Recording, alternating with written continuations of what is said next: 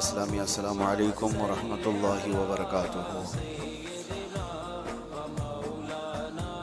अल्हम्दुलिल्लाह अल्हम्दुलिल्लाहिल हन्नानिल मन्नान अल्लज़ी खलक़ल इंसान व अल्लमहुल बयान वस्सलातु वस्सलामु अला रसूलिही सय्यिदिल इंसी वल जान व अला आलिही व अस्हाबिही ज़विल खैरि वल इहसान अम्मा बअद फ़अऊज़ु बिल्लाहि मिनश शैतानिर रजीम बिस्मिल्लाहिर रहमानिर रहीम इन्नल्लाहा मअल्लज़ीना इत्तक़ौ वल्लज़ीना हुम मुहसिनून सदक़ल्लाहु मौलाना अज़ीम। बारगाह रिसालत मुआब सल्लल्लाहु अलैहि वसल्लम में दुरूद पाक का हदिया पेश करें। अल्लाहुम्मा सल्लि अला सय्यिदिना व मौलाना मुहम्मदिन मअदनिल जूदि वल करम व आलिहि व अस्हाबिहिल किराम व इब्निहिल करीम व बारिक व सल्लिम सलातन दाइमतन सरमदन अबदा। अज़ीज़ान गिराम वक़ार, माह रबीउल आखिर में तकरीबन सुन्नियों के यहाँ खुशगवार मौसम इस माने में आता है कि इसको हमारे दरमियान गौसे पाक का महीना 11वीं के महीने के नाम से याद किया जाता है। मैं सब की बात नहीं कर रहा हूँ, सुन्नियों की बात कर रहा हूँ।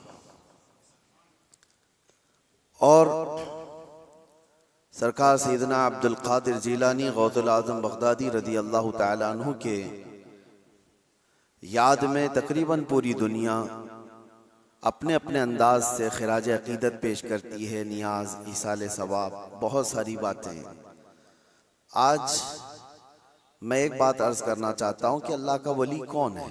हम तो उन्हें सुल्तानुल औलिया कहते हैं। सुल्तानुल औलिया है क्योंकि अल्लाह तबारक व तआला के मुक़द्दस बंदों में कुछ वो हैं जिनको अल्लाह ताला ने अपनी महबूबियत के लिए चुन लिया है। अंबिया इकराम अलैहिमुस्सलाम का सिलसिला जब ख़त्म हुआ, हुजूर पाक सल्लल्लाहु अलैहि वसल्लम आखिरी नबी हैं, उनके बाद क़यामत तक कोई दूसरा नबी नहीं आएगा। तो नबियों के बाद नबियों का जो काम किया जाना है, उस काम को लेकर आगे बढ़ाने वाले उम्मत के वो सालिहीन को औलिया इकराम कहा जाता है। और वली होता कौन है? वली का कोई खास चेहरा, खास लिबास या कोई ऐसी चीज नहीं बताई गई, लेकिन कुरान ने कहा इन औलियाउहु इल्लल मुत्तकून, अल्लाह के वली सिर्फ वो होते हैं जो मुत्तकी होते हैं। और मुत्तकी कौन होता है?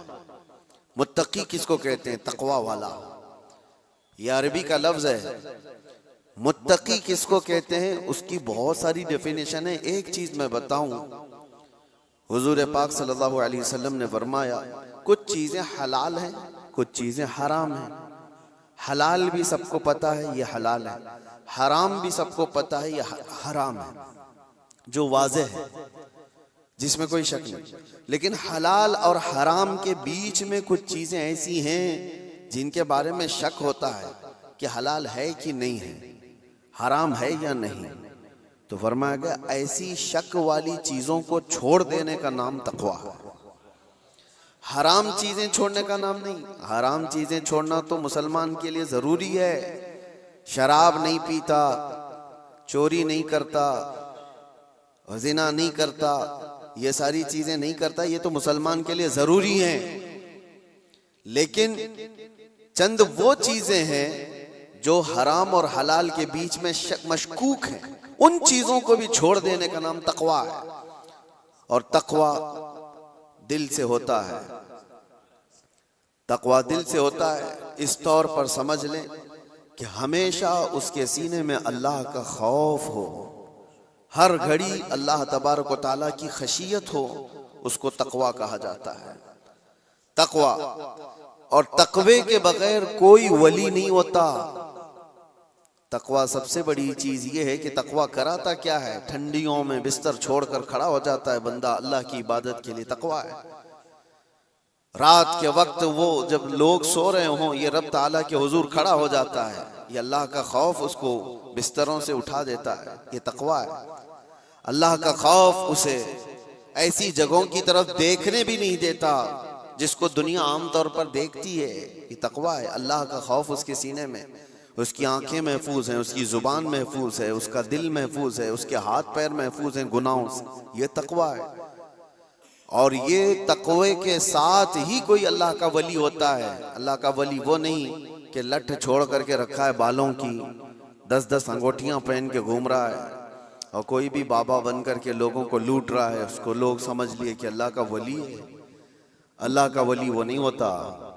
सबसे बड़ी बात आपको मैं बताऊं, हुजूर पाक सल्लल्लाहु ताला अलैहि वसल्लम को छोड़ करके कोई अल्लाह तक पहुंच ही नहीं सकता। बखुदा खुदा का यही है दर, नहीं और कोई मफर मखर, जो वहां से हो यही आके हो, जो यहाँ नहीं तो वहां नहीं। बे उनके वास्ते खुदा कुछ अता करे, हाशा गलत गलत ये हवस बेबसर की है। हुजूर को छोड़ करके कोई डायरेक्ट जाने वाला रास्ता है ही नहीं, नबी पाक सल्लल्लाहु अलैहि वसल्लम। अब ये बात मैं क्यों कह रहा हूं, कुछ वो लोग जो वली बनने का दावा कर रहे हैं, ढकोसला है, जिनके यहाँ हुजूर पाक की शरीयत का कोई लिहाज नहीं। हुजूर से अगर मोहब्बत हो तो हुजूर की सुन्नत से भी मोहब्बत हो, हुजूर से अगर मोहब्बत हो तो हुजूर की शरीयत से मोहब्बत हो। नबी पाक सल्लल्लाहु ताला अलैहि वसल्लम के सहाबा में सिद्दीक़ अकबर से बढ़कर वली कौन है? फारूक आजम की तरह वली कौन है? उस्मान गनी की तरह अल्लाह का वली कौन है? हैदर कर्रार तो शाह विलायत हैं, वलियों के सरदार हैं। तो मुझे आप बताओ, ये सहाबा में से कभी कोई ऐसा सहाबी जो रसूलुल्लाह की इक्तिदा करने में पीछे रह गया हो, कोई नमाज कज़ा करता हो, शरीयत की धज्जियां उड़ाता हो? कोई एक भी सहाबी आपको ऐसा नहीं मिलेगा, एक भी सहाबी नहीं मिलेगा। क्योंकि सबको पता है रसूल पाक सल्लल्लाहु अलैहि वसल्लम का दरवाजा छोड़कर अल्लाह तक नहीं पहुंच सकता, कोई नहीं पहुंच सकता। अब मैं यहां पर आपको एक मिसाल दे दूं कि बगदाद में एक बार ये मशहूर हो गया कि एक अल्लाह के वली दरियाए दजला के पास आए, बहुत इबादत करते हैं, बहुत तवज्जो से। गौसे पाक का जमाना है। सरकार गौसे पाक को जब ये खबर हुई कि एक कोई बड़े वली आए हैं दरियाए दजला के पास इबादत कर रहे हैं, तो आपने कहा अल्लाह के वलियों से मुलाकात ये अपने आप में एक इबादत है, मैं उनसे मुलाकात जरूर करूंगा। तो सरकार गौसे पाक भी चले गए दरियाए दजला के पास कि वो उस अल्लाह के वली से मैं मुलाकात करूं। जब वहां पहुंचे तो पता चला कि वो सुबह ही वहां से रुखसत हो गए थे, चले गए थे। गौसे पाक से उनकी मुलाकात नहीं हो पाई, लेकिन लोगों में मशहूर था, सारे लोग देख रहे थे, वो कंटिन्यू इबादत करते थे, मुसलसल इबादत करते थे।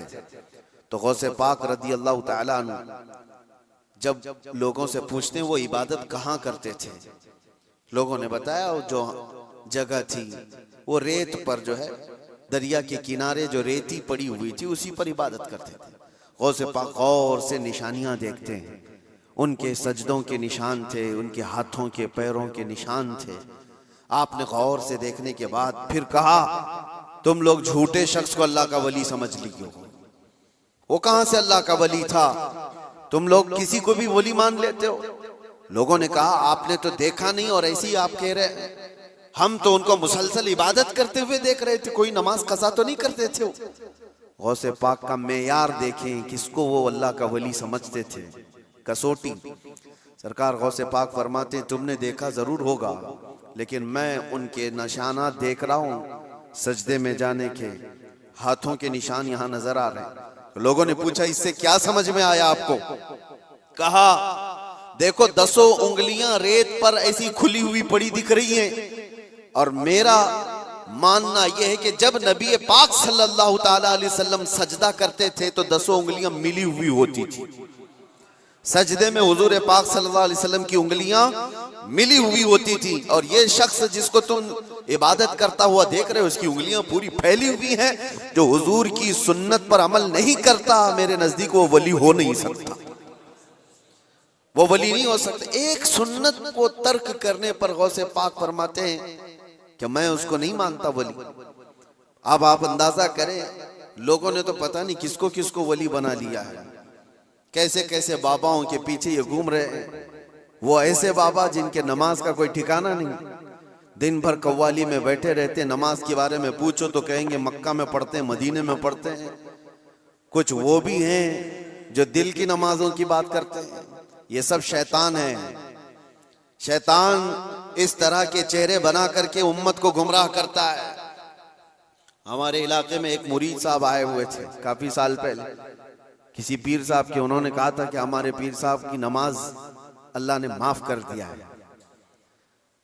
मैंने पूछा था कि क्यों? कहा इतना तकवा हो गया, इतनी इबादत किए हैं कि उनको अब ये जाहिरी नमाज की जरूरत नहीं है, वो बातिनी नमाज पढ़ते हैं। मैंने उनको एक स्प्रे मारा था, वो अभी तक आए नहीं वापस। कहा शरीयत में 4 लोगों पर नमाज माफ है, 4 लोगों पर नमाज माफ है। नाबालिग बच्चा हो तो नमाज माफ है, भी मतलब उस पर नमाज फर्ज ही नहीं हुई। दूसरे पागल हो, दिमागी नहीं है, तो भी नमाज माफ है। और तीसरे औरत की जो माहवारी आती हर महीने, हैज के दिनों में औरत को नमाज माफ है। चौथे बच्चे की विलादत हो जाए औरत, उसके बाद उसको निफास जो आता है वो 40 दिन तक भी हो सकता है मैक्सिमम, उतने दिन औरत को नमाज माफ है। ये 4 लोग हैं जिनको नमाज माफ है। मैंने मुरीद साहब से कहा था पीर साहब को पूछ लेना इन 4 में आप क्या हो। या तो तुम्हारा पीर नाबालिग होगा इसलिए नमाज माफ हो गई, या तो पागल होगा इसलिए माफ है, या तो फिर वो 2 कैटेगरी जो बड़ी डेंजर है। पूछ लेना मेरे अजीजों, गौसे पाक पर नमाज माफ नहीं हुई तो ऐरे गैरे नत्थू खेरे की बात क्या है। सुल्तानुल औलिया गौसे पाक रदी अल्लाह ताला अन्हु के साथ ये हुआ था। आप नमाज पढ़ रहे थे, बादल का टुकड़ा एक साया बन करके आपके ऊपर तारी हुआ और उससे आवाज आने लगी, ए अब्दुल कादिर, मैंने तुझ पर सारे हराम को हलाल कर दिया है, मैंने तुझे नमाज माफ कर दी है, तूने इतनी इबादत कर डाली। और जाहिर सी बात है ये 4 दिन लोगों में बैठ करके इबादत करके ये समझ लें कि मैं बहुत किया हूँ। गौसे पाक तो वो हैं जिन्होंने 15 साल तक एक पांव पर खड़े होकर रात भर नमाज पढ़ी है, और तकरीबन 40 साल उनकी इबादत के ऐसे गुजरे हैं कि एक अंगूर के दाने से सहरी करते थे और आधे गिलास पानी से इफ्तारी कर लिया करते थे। ये गौसे पाक की इबादत और मुजाहिदात इतने सालों के बाद अगर कोई कहे उनको तो बात तो ऐसी लगती है ना कि शायद दिमाग में ये बात आ जाए, हाँ इतने सालों की इबादत हुई, बादल के टुकड़े से आवाज आए कि अब्दुल कादिर मैंने सारे हराम हलाल कर दिए तुम पर और नमाजें माफ कर दी। लेकिन वो ऐसे वैसे लोगों की सोहबत पाए हुए और मौसमी तरीकों के वली नहीं थे। गौसे पाक रदी अल्लाह ताला अन्हु शान महबूबियत पर फाइज थे। आपने बरजस्ता कहा यह आवाज रहमान की नहीं है, ये शैतान की है। जब नबी पाक सल्लल्लाहु अलैहि वसल्लम पर नमाज माफ नहीं हुई तो मैं कौन होता हूं? अल्लाह के रसूल सल्लल्लाहु अलैहि वसल्लम जो साहबे शरीयत हैं, हुजूर ने नमाज नहीं छोड़ी और वो भी आखिरी वक्त तक। जानते हो रिवायात में मौजूद है उस वक्त रसूलुल्लाह सल्लल्लाहु अलैहि वसल्लम हुजरे से बाहर आ रहे थे जब आपकी वफात को चंद ही दिन बाकी थे। हुजूर की वफात को, हुजूर के इंतकाल को चंद दिन बाकी थे। हजरत अबू बकर सिद्दीक इमामत कर रहे थे, लेकिन उसके बावजूद रसूल पाक सल्लल्लाहु अलैहि वसल्लम सख्त अलालत के बाद हुजरे से बाहर तशरीफ लाए थे। इस हालत में कि रिवायात में मौजूद है हुजूर 2 सहाबा के कंधों पर हाथ रख करके बाहर आ रहे थे, पैर जमीन पर नहीं लग रहे थे। इस कदर शिद्दत की तकलीफ के साथ भी नबी पाक सल्लल्लाहु अलैहि वसल्लम मस्जिद में तशरीफ ला रहे हैं और यहाँ मुर्ग मुसल्लम तोड़ते हुए बैठे हुए वो पीर कहते हैं कि हमारे लिए नमाज माफ है।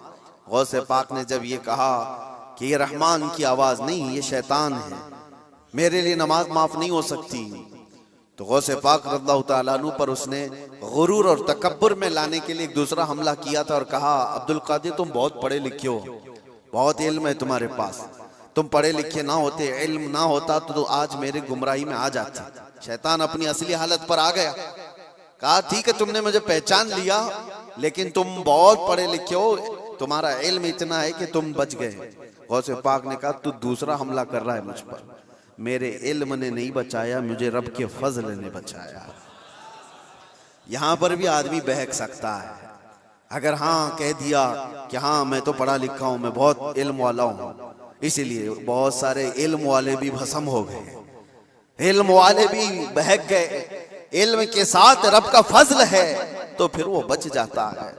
मेरे अजीजों, अर्ज ये करना है कि हुजूर पाक सल्लल्लाहु अलैहि वसल्लम की शरीयत को छोड़ करके कोई वली नहीं हो सकता। गौसे पाक रज़ियल्लाहु ताला अन्हु की 11वीं करने वाले, नियाज करने वाले, सबसे मेरा एक ही कहना है और सबके लिए एक मैसेज है कि तुम्हारी 11वीं, तुम्हारे खिचड़े, तुम्हारे नियाज ये फर्ज नहीं, ना ही वाजिब हैं, मुस्तहब के दर्जे में आ सकते हैं, लेकिन फजर की नमाज से लेकर इशा की नमाज तक फर्ज ये तुम्हारे ऊपर ऐसा जरूरी है कि इस चीज के लिए कोई माफी नहीं है। एक साल तुमने देग नहीं बनाई, नियाज नहीं की, तो कयामत के दिन नहीं पूछा जाएगा कि तुम गौसे पाक की फातिहा करते थे कि नहीं करते थे, ये सवाल नहीं होगा। लेकिन ये सवाल जरूर होगा कि फजर में उठे क्यों नहीं थे, ये सवाल जरूर होगा इतनी नमाजें कज़ा क्यों हुई तुमसे। मेरे अजीजों, नवाफिल और मुस्तहब्बात में पड़ी हुई ये उम्मत, मैं मना नहीं करता, आप शौक से, हम भी करते गौसे पाक रज़ियल्लाहु ताला अन्हु के दरबार में इसाले सवाब के लिए, मरहुमीन के लिए हम नियाज, फातिहा, सारी चीजें करते हैं, लेकिन इसका मतलब ये नहीं है कि कुल वही है और अल्लाह तबारक व तआला की ये इबादतें कुछ माना नहीं रखती। नमाज नहीं है, कुरान नहीं है। अजीजा ने गिरामी, मैं उन लोगों से पूछता हूँ जो 2-2, 3-3 घंटे कव्वालियों पर रक्स करते हैं, कुरान की एक सूरे भी तो सुन के दिखाओ, वो रब का कलाम है, अल्लाह का कलाम है। किसी कारी कुरान से तुम किरत सुन करके झूमो, फिर पता चले कि ईमान तुम्हारे दिल में कितना है। ढोल बाजों पर रक्स करने वाली कौम, ईमान से अगर ताल्लुक है तो इन खुराफात में नहीं जा सकता कभी। ईमान मजबूत करो, औलिया कामिलीन की जमात से वाबस्ता रहना ये जरूरी है, लेकिन उसका मतलब सिर्फ ये नहीं जो बनाया गया है। हम सुन्नियों पर एक बड़ा इल्जाम ये लगाया जाता है कि ये सिर्फ चादर, गागर, जुलूस, फातिहा, नियाज, 11वीं वाले लोग हैं। मेरे अजीजों, वो एक पार्ट है। जालिमों ने जिस तरह का ये हमारे ऊपर इल्जाम लगा कर रखा है कि ये सजदे करने वाले लोग हैं, कब्र की पूजा करने वाले लोग हैं, और मज़ारात औलिया पर जाकर शिर्क व बिदअत करने वाले लोग हैं, दुनिया को ये फैला करके रखा गया। हम उससे बरात का इजहार करते हैं। हम सुन्नी मजार को सजदा तो छोड़ो, हम रसूल को भी सजदा नहीं करते। सजदा सिर्फ और सिर्फ अल्लाह वहदहु ला शरीक के लिए है, इबादत सिर्फ अल्लाह रब्बुल इज्जत के लिए है। सजदा तो दूर की बात, झुकना भी जायज नहीं है, झुकना भी जायज नहीं। हम इस अकीदे के हामिल हैं, अल्हम्दुलिल्लाह। मज़ारात पर जाते हैं तो शिर्क व बिदअत के लिए नहीं, मेरे मुस्तफ़ा के फरमान पर जाते हैं, हुजूर पाक सल्लल्लाहु अलैहि वसल्लम के फरमान की बुनियाद पर जाते हैं। और रही बात औलिया कामिलीन के मज़ारात पर जाकर दुआ करना, ये कुरान से हम अखज़ करते हैं कि सैयदना ज़करिया अलैहिस्सलाम, ज़करिया अलैहिस्सलाम अल्लाह के नबी हैं। पता है, बैतुल मुक़द्दस के इमाम, कुरान में है 3 पारे में, सूरह आले इमरान, आप पढ़ करके देखना। उनको औलाद नहीं थी, 90 साल की करीब उम्र हो गई थी, लेकिन उसी वक्त बैतुल मुक़द्दस में हजरत बीबी मरियम को लाया गया था।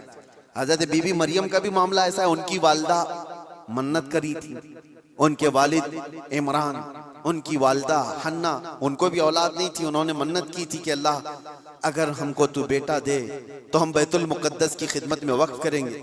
बेटा नहीं हुआ, बेटी हुई। मन्नत के मुताबिक उन्होंने अपनी बेटी का नाम मरियम रखा और ला करके बैतुल मुक़द्दस में वक्फ कर दिया बचपन में। तो किसको दिया जाएगा? जो बैतुल मुक़द्दस के इमाम थे, मुतवल्ली थे, हजरत ज़करिया अलैहिस्सलाम, उनके हाथ में दिया गया कि बच्ची वक्फ है।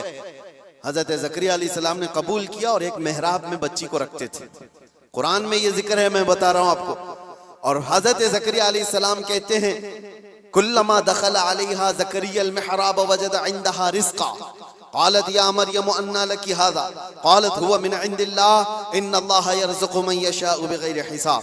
जब जब हजरत ज़करिया अलैहिस्सलाम मेहराब मरियम में जाते तो कहते हैं किस्म किस्म के फल वहां पर रखे हुए पाते थे। तो हजरत ज़करिया पूछते, मरियम ये सब तेरे पास कहां से आता है? हजरत मरियम कहती है, सब अल्लाह की तरफ से है, अल्लाह जिसे चाहे बेहिसाब रिज़्क़ देता है। मरियम कौन है? नबी नहीं है। हजरत मरियम हाँ अल्लाह की वलियां हैं, पाकीज़ा मुक़द्दस हस्ती, लेकिन उनको अल्लाह तबारक व तआला ने वो करामात से नवाजा था, वो बचपन में फल वगैरह उनको रिस्क के तौर पर पहुंच रहा था।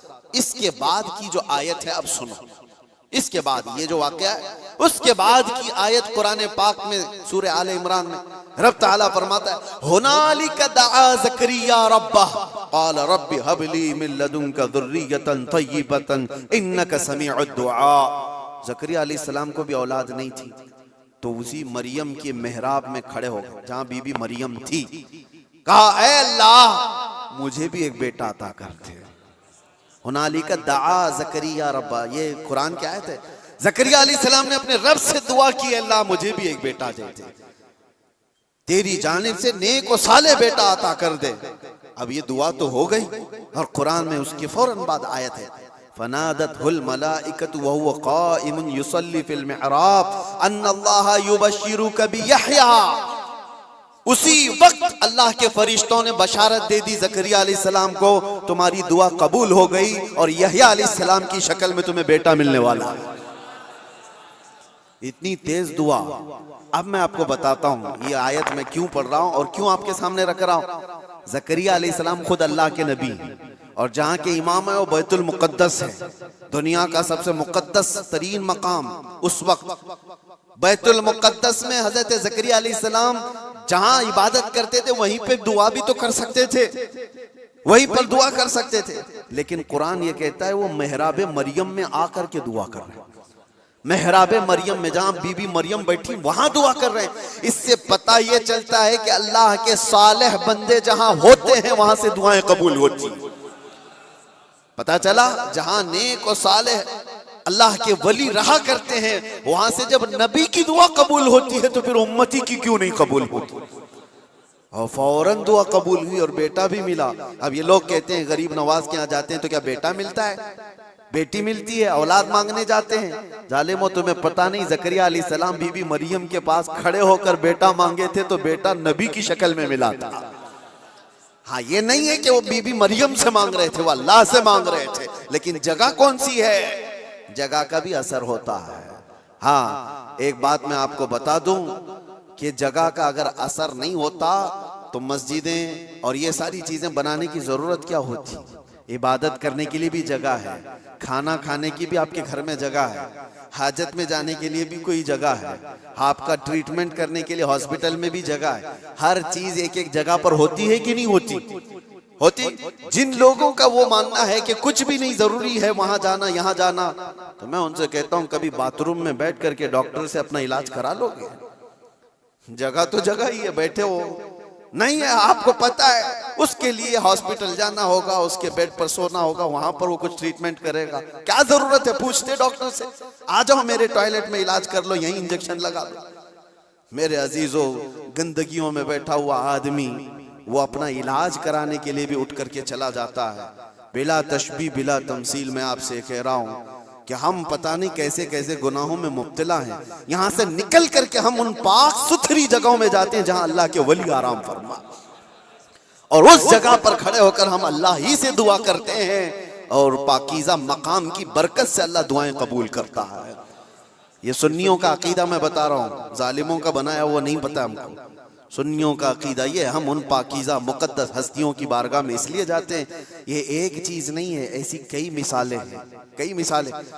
हदीस अल इसरा वल मिअराज जो हुजूर सल्लल्लाहु अलैहि वसल्लम के मेराज का सफर है ना, उस सफर में एक रिवायत ये भी मिलती है कि एक जगह पर हुजूर पाक सल्लल्लाहु अलैहि वसल्लम रुक गए। हजरत जिब्राइल अमीन ने कहा यहाँ पर आप 2 रकात नमाज पढ़ लें। हुजूर पाक सल्लल्लाहु अलैहि वसल्लम ने वहां पर 2 रकात नमाज अदा की और उसके बाद पूछा जिब्राइल से, ये कौन सा मकाम है, तवज्जो। तो हजरत जिब्राइल अलैहिस्सलाम ने कहा, ऐ अल्लाह के नबी, ये वो जगह है जहां हजरत ईसा अलैहिस्सलाम की पैदाइश हुई थी। बीबी मरियम से हजरत ईसा अलैहिस्सलाम की पैदाइश हुई थी, वहां पर हुजूर पाक सल्लल्लाहु अलैहि वसल्लम ने 2 रकात नमाज अदा की। हाँ, जगह को आप सल्लल्लाहु ताला अलैहि वसल्लम ने अपने नमाज का मुसल्ला बनाया। इस रिवायत से मैं आपको बताना चाहता हूं, जहां ईसा अलैहिस्सलाम पैदा हुए वहां हमारे नबी नमाज पढ़े, और जहां मेरे मुस्तफा पैदा हुए हो, क्या वो जगह दुआओं की कबूलियत की नहीं हो सकती। सिर्फ इतना ही नहीं मेरे अजीजों, मुक़द्दस मकामात को अल्लाह तबारक तआला ने खुद फरमाया है, खुद फरमाया है कि आप खाने काबा जाते हैं तवाफ करने के लिए, तवाफ करने के बाद जैसे ही तवाफ खत्म होता है उसके बाद सबसे पहला काम आपका क्या है? कुरान कहता है पहले पारे में, वत्तखिदू मिन मकाम इब्राहीम मुसल्ला, मकाम इब्राहिम को अपनी नमाज की जगह बना लो। मकाम इब्राहिम है क्या चीज? मकाम इब्राहिम क्या है? जाकर के आप देखना, उसमें एक पत्थर है जिसपे हजरत इब्राहिम अलैहिस्सलाम के 2 पैरों के निशान है। बस इसके अलावा क्या है? एक पत्थर है उस पर इब्राहिम अलैहिस्सलाम के 2 पैरों के निशान है। तो उस पत्थर के पास रब तबारक व तआला फरमाता है तुम अपनी नमाज पढ़ो, हाजी हो कि मोतमिर हो कि खाली तवाफ करने वाला हो, 7 चक्कर तवाफ के बाद मकाम इब्राहिम पर वो जरूर 2 रकात नमाज पढ़ेगा, 2 रकात नमाज पढ़ेगा। इनको पता नहीं, जो एतराज करने वाले वो पूछते नहीं कि पत्थर को इबादत कर रहे हैं लोग, यहाँ पे पत्थर को सजदा करने जा रहे हैं। नहीं जालिमो, पत्थर को सजदा नहीं कर रहे, ये रहमान का हुक्म है, रहमान का हुक्म है। इसलिए हुक्म है कि वो पत्थर अब अफजल हो गया जिस पर अल्लाह के नबी के पैरों के निशान हैं, जिस पर खड़े होकर इब्राहिम अलैहिस्सलाम ने पूरे काबे की इमारत तामीर की थी, वो पत्थर अफजल हो गया। अब आप सोचो, पत्थर खड़े होने वाले नबी की वजह से अफजल है, तो फिर वो नबी कितने अफजल हैं? हाँ, उनके कदम कितने अफजल हैं। हम तबर्रुकात वाले लोग हैं, इसलिए हम उनकी नहीं मानते। हम तो छोटी सी भी कोई चीज निस्बत की मिलती है तो हम उसको एहतराम से सर आंखों पर रखते हैं। आज भी बिहम्दिही ताला हुजूर पाक सल्लल्लाहु अलैहि वसल्लम के मुँह मुबारक पूरी दुनिया में देखे तो सुन्नियों के पास ही मिलेंगी, क्योंकि कदर उनको ही है और वो चाहते हैं कि हुजूर पाक सल्लल्लाहु अलैहि वसल्लम से रिलेटेड जो भी चीज है वो अजमत वाली है। औलिया कामिलीन की बात कर रहे हैं मेरे अजीजों, बहुत सारी बातें हैं। अब आपको मैं बताता हूँ, जो एक बड़ा सवाल ये है कि ये औलिया इकराम के लिए कहानियां गढ़ लेते हैं लोग, करामत करामत करामत कहते हैं। जो करामत का इनकार कर रहा है वो कुरान का इनकार कर रहा है। हाँ, हर वली की करामत तो कुरान से मैं नहीं बता रहा, लेकिन अल्लाह तबारक व तआला ने जो फरमाया वो आपको बता रहा। हमने कहा गौसे पाक रज़ी अल्लाह तआला अन्हु, अब चंद बातें मैं सरकार गौसे पाक की बताकर इस एतराज का जवाब देता हूँ। सुल्तानुल औलिया गौसे पाक रज़ियल्लाहु तआला अन्हु की बारगाह में एक औरत आई, अपने बच्चे को लेकर कहा कि इसको अपने पास रख लीजिए। आपने कबूल कर लिया, बच्चा तरबियत में आ गया। गौसे पाक की बारगाह में रहना पलना किसके नसीब में हो। चंद महीनों के बाद वो खातून आई, अपने बेटे को देखा, बहुत दुबला पतला, बिल्कुल कांटी हो गया, हड्डियां निकल गई है। माँ तो माँ है, देखती है बच्चा कैसा हो गया, सूख गया, काटा हो गया। तो उसने देखा कि गौसे पाक कहाँ है। जा करके देखती है अंदर तो गौसे पाक के दस्तरखान पर अच्छी अच्छी ग़िज़ाएं थी, कुछ मुर्ग गोश्त वगैरह रखे हुए थे, और ये बूढ़ी औरत का बेटा सूखी रोटी पानी में भिगो कर खा रहा है, कोने में बैठा हुआ। अब एक माँ को लगे ही बात, खुद इतना अच्छा खाना खा रहा है, मेरे बेटे को परवरिश में रखे, कैसा खाना खिला रहे इसको। उस औरत ने कहा ये कैसी तरबियत है सैयदना अब्दुल कादिर, ये क्या है, मेरा बच्चा तो ऐसा है। आपने जवाब कुछ नहीं दिया। थोड़ी देर के बाद खाना खत्म होने के बाद उन हड्डियों को ऐसे जमा किया और कहा कुम बिइज़्निल्लाह, अल्लाह के हुक्म से उठ जाओ। एक मुर्गी फड़फड़ाती हुई खड़ी होगी। हाँ, आपने कहा कि जब तेरा बच्चा इस काबिल हो जाए तो वो भी रोज मुर्गी खाए। उसकी तरबियत चल रही है, उसकी तरबियत चल रही है। जब बंदा अपने नफ्स को मार लेता है तो अल्लाह सारी ताकतें उसको अता करता है। अल्लाह के लिए जब बंदा दुनिया छोड़ देता है तो अल्लाह उसका हो जाता है। तो गौसे पाक की ये बात बताने पर एक साहब मुझसे कह रहे थे, कहां से आप ये सारी चीजें लेकर के आ गए कि एक बंदा भी किसी चीज को जिंदा कर रहा है। उन्होंने ये नहीं देखा क्या गौसे पाक ने क्या कहा, अल्लाह के हुक्म से उठ जा। गुफ्त-ए वो गुफ्त-ए खुदा बुवत, फारसी में कहा जाता है अल्लाह का वली इस मकाम पर पहुंच जाता है कि जब वो बोलता है तो जुबान उसकी होती है, कलमा अल्लाह का होता है, कलमा अल्लाह का होता है। गौसे पाक की इस करामत पर एतराज करने वाले, तुम्हें पता नहीं, मुर्दों को जिंदा करना, अगर ये सिर्फ और सिर्फ आप ये कहते हैं कि इसकी वजह से शिर्क हो जाएगा, शिर्क का अकीदा, अल्लाह का काम ये जिंदा करना अल्लाह का ही काम है। लेकिन अल्लाह अगर किसी को ये ताकत दे दे तो क्या इब्राहिम अलैहिस्सलाम का वाकया कुरान में नहीं है 4 परिंदे ले लो, उनको ज़बह करो, उनका कीमा करो, मिक्स करो, 4 पहाड़ों पर रख करके आओ। तीसरे पारे में है। और इब्राहिम अलैहिस्सलाम ने 4 परिंदों को ज़बह किया, उनका कीमा किया और अलग अलग पहाड़ों पर रख कर आए। और फिर अल्लाह ने फरमाया हर परिंदे का नाम लेकर बुलाओ, तुम मदउहुन्ना यातीनका सअया।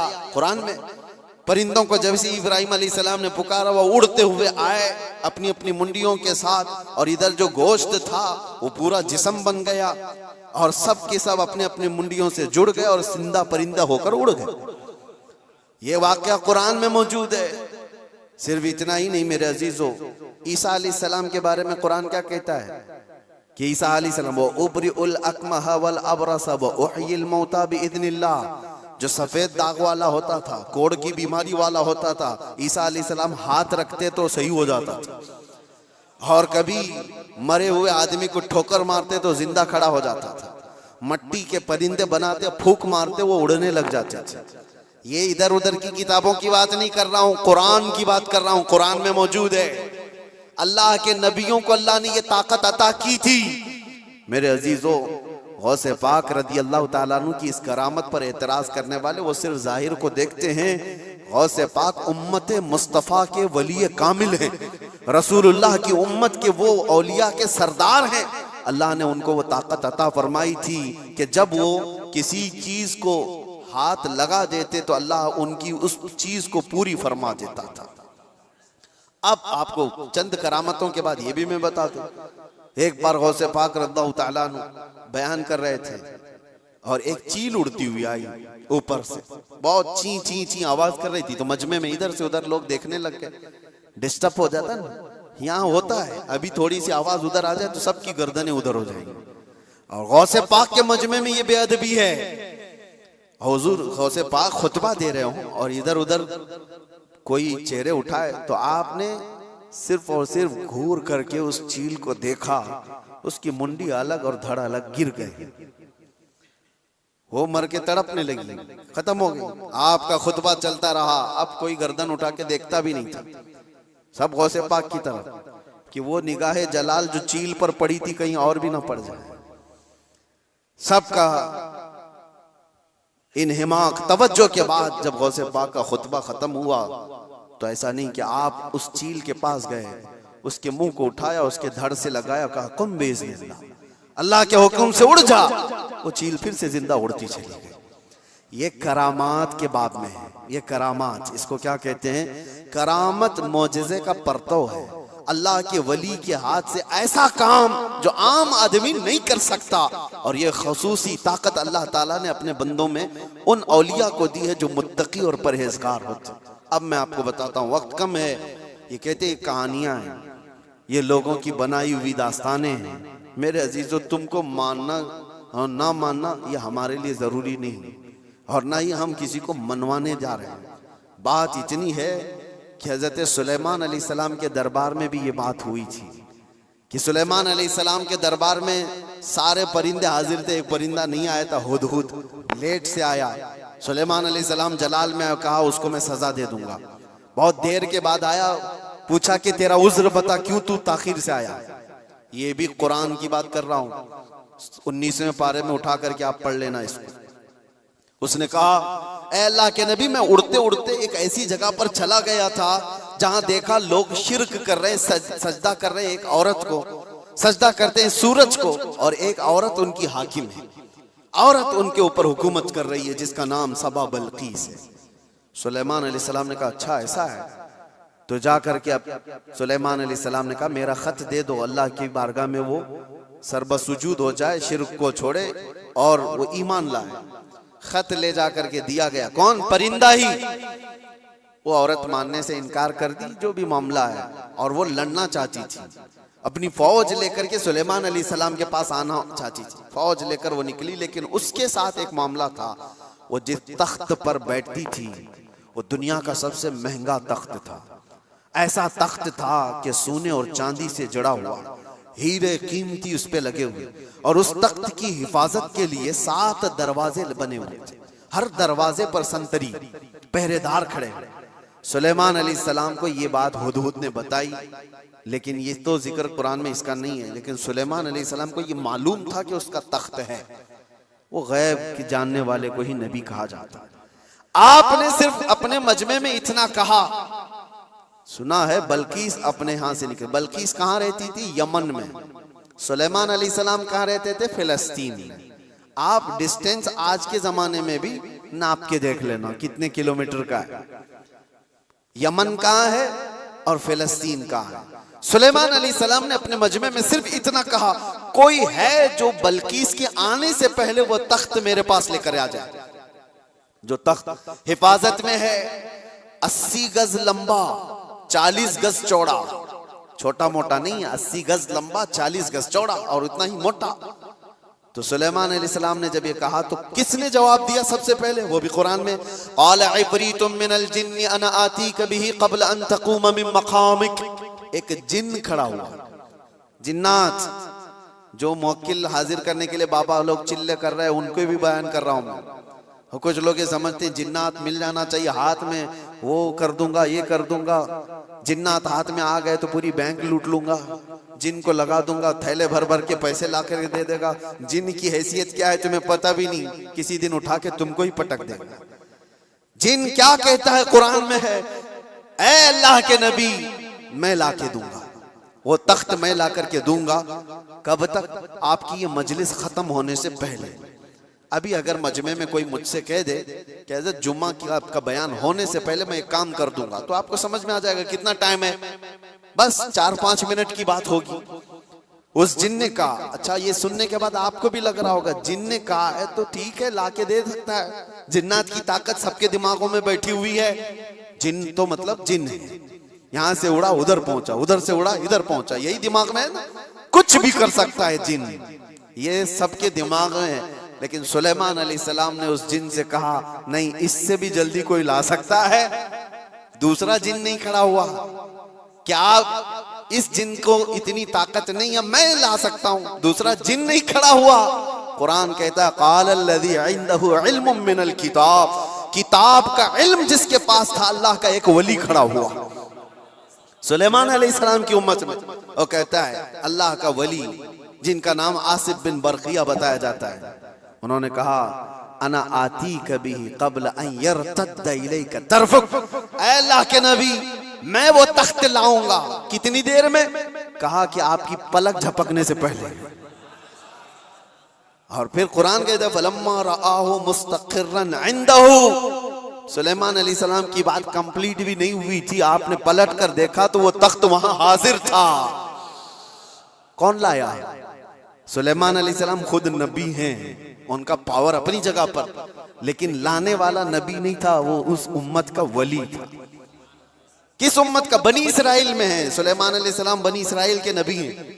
बनी इसराइल के एक उम्मती वली ने वो तख्त पलक झपकने से पहले हाजिर कर दिया। 1000 किलोमीटर से भी ज्यादा का डिस्टेंस है यमन और फिलिस्तीन में, ज्यादा है, उससे ज्यादा है। और तख्त पलक झपकने से पहले लाकर हाजिर कर दिया। और कुरान की आयतें पढ़ो, उन्होंने ये नहीं कहा मेरे बाजू की ताकत है, मेरी कुव्वत है, मैं इतना पावरफुल हूं, बल्कि तख्त हाजिर करके उसके बाद सुलेमान अलैहिस्सलाम ने क्या कहा? हाज़ा मिन फज़्ल रब्बी, ये मेरे रब का फजल है, ये मेरे रब का फजल है। अब तवज्जो चाहता हूं, सुलेमान अलैहिस्सलाम के उम्मती, बनी इसराइल के वली, उनको ये ताकत है, उनको ये ताकत है कि वो यमन से फिलिस्तीन में पलक झपकने से पहले तख्त ला सकते हैं। तो बहरहाल सुलेमान अलैहिस्सलाम से कई दर्जे अफजल मोहम्मदुर रसूलुल्लाह हैं। बनी इसराइल से कई दर्जे अफजल उम्मत मोहम्मदिया है। बनी इसराइल के वली का मकाम जहां तक नहीं है, उससे कई दर्जे अफजल रसूलुल्लाह की उम्मत के वली का मकाम है। और आम वली की बात नहीं, वलियों का वली और सुल्तानुल औलिया गौसे पाक का मकाम कुछ और है। फिर बगदाद से जब वो ये कहते हैं कि मैं मगरिब में हूं और मेरा मुरीद मशरिक में हो और उसका सतर खुल जाए तो मैं यहीं से उसको छुपा दिया करता हूं, तो ये बात कोई गलत नहीं है। अल्लाह ने उनको वो मकामात अता किए हैं। गौसे पाक ने इसीलिए तो कहा था अपने कसीदे में, रअयत नज़रतु इला बिलादिल्लाहि जमअन कखरदलतिन अला हुक्म इत्तिसाली, मैं अल्लाह के सारे शहरों को ऐसे देखता हूं जैसे राई के दाने को अपने हथेली में देखता हूं। हाँ, ये कुरान से मैंने बताया है, लफाजी नहीं है जो कहते कहानियां कहानियां हैं। वो कुरान भी तो पढ़ करके देख लें। कुरान पढ़ने के बाद उन्हें समझ में आ जाएगा कि वली की ताकत क्या होती है, वली की करामत क्या होती है। करामतों का मुनकिर ये कुरान का मुनकिर है। अल्लाह उनको हिदायत अता फरमाए और हमें हमेशा औलिया के कदमों से वाबस्ता रखे। आज हम करामत देखने के चक्कर में नहीं घूमे। मैं ये भी बात बता दूं, आप ये मत सोचो कि मुझे यहाँ करामत दिखना चाहिए, वहां करामत दिखना चाहिए। आप करामत देखने के चक्कर में इधर उधर ना जाओ, आप वलियों के तकवे देखने के लिए घूमते रहो, वलियों की शरीयत पर अमल को देखते रहो, ताकि तुम्हारे अंदर भी वो तकवा आ जाए, तुम्हारे अंदर भी वो अमल आ जाए।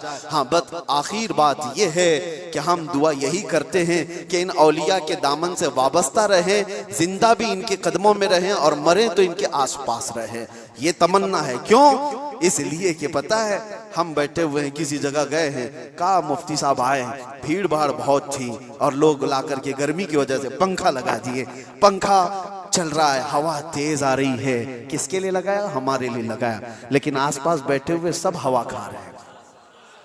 उनके लिए लाया नहीं गया था पंखा, हमारे लिए लाया गया था। लेकिन पंखा ऐसा नहीं है कि एक ही जगह फेंक रहा है हवा, बल्कि आसपास जो बैठे हुए हैं वो भी गर्मी से जो बेहाल थे अब बाहाल हो गए, उनको भी हवाएं मिल रही है। यही बात है, औलिया के आस्थानों के पास जाने से अल्लाह की रहमतें झमाझम बरस रही होती हैं। हम गुनहगारों पर भी वो छींटे पड़ जाते हैं और हमारा दिल भी चमकने लग जाता है। अल्लाह तबारक व तआला हमें तकवा अता फरमाए। औलिया कामिलीन के वास्ते अल्लाह तबारक व तआला आखिरत में हमारी मग़फ़िरत फरमाए। व आखिरु दावाना अनिल हम्दुलिल्लाहि रब्बिल आलमीन। अस्सलामु अलैकुम।